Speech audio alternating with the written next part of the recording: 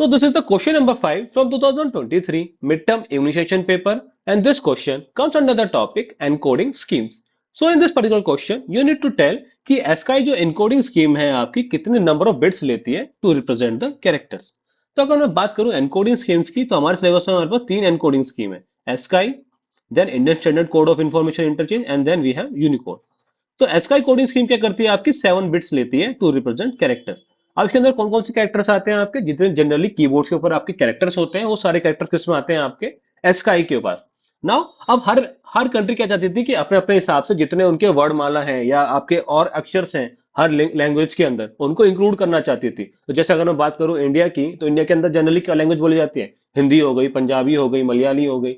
सब लैंग्वेजेस के जो सिंबल्स हैं उनको इंक्लूड करने के लिए क्या करा आपने, ASCII के ऊपर एक अलग यूनिकोड एनकोडिंग स्कीम बनाई अपनी। ओके, उसके अंदर क्या करा आपने, 8 बिट्स लिए टू रिप्रेजेंट द कैरेक्टर, जिसके अंदर शुरू के जो 128 आपके कैरेक्टर्स हैं वो कहां से हैं आपके ASCII एनकोडिंग स्कीम से, और बाकी जो 128 कैरेक्टर्स हैं वो कहां से हैं आपकी जो हिंदी की लैंग्वेज है या उसके अक्षर्स हैं। देन इस पूरे सिचुएशन को रिजॉल्व करने के लिए हर कंट्री अपने अपनी एनकोडिंग स्कीम बनाने लग गई थी। इस सिचुएशन को पूरी तरह रिजॉल्व करने के लिए we had made Unicode encoding scheme. तो क्या कर रहा है आपके पूरी कंट्रीज के ओवर द वर्ल्ड जितने भी आपके सिंबल्स हैं उन सबको क्या करता है, इंक्लूड करता है। इसके अंदर हमारे पास 3 टाइप से आते हैं, UTF-8, 16 and 32। Okay, now coming back to this one, अगर मैं बात करूं ASCII की, तो we have option number C, 7 is the correct one. Now, based on the similar concept, we have a practice question for you.